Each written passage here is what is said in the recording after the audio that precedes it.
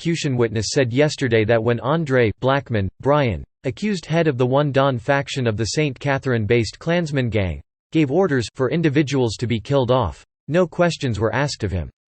He is not going to provide explanations. He delivered commands, not explanations. Witness number 2, who has been testifying since Wednesday morning, stated yesterday through a video link to courtroom number 1 of the Supreme Court in downtown Kingston.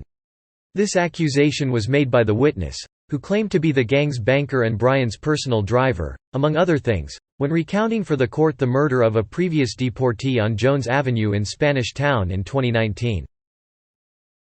The murder of the Rastaman in that event was one of 3 ordered by Bryan in his presence, according to the witness. When asked by the prosecutor leading the evidence whether Bryan, who reportedly told his henchman, "I want, Unna, to go kill D. Rasta Ina D. Lane," had offered any explanations for why the man was to die and if he had participated in those discussions, the witness replied, "I was taking orders, sir." He then described how Bryan, who reportedly directed him to hire a white Honda motorcar for the operation, instructed 2 of the accused, who are currently on trial, on which firearms to use, how the act was to be carried out, and his role as the driver. According to the witness, he drove to Shelter Rock after dropping off the 2 trigger men, whom he described as the accused Michael Whiteley, also known as Stennett, and Bryan Morris, popularly known as Rooster, on Jones Avenue around a corner after passing the Rastaman who had been targeted for murder.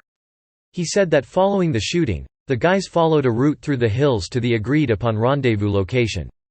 The witness stated that the 2 firearms used in the murder were transferred to another accused in the trial, Ted Prince, also known as MAGA Man, for safekeeping after the shooting and before they met up with him. The plan was for MAGA Man to return the firearms after the shooting.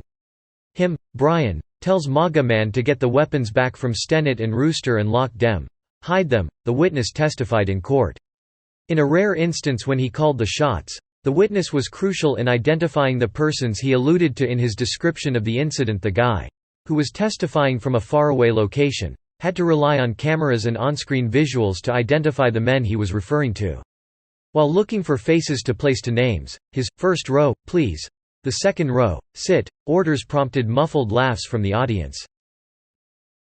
Bryan burst out laughing after the second round of those orders, his slender shoulders heaving.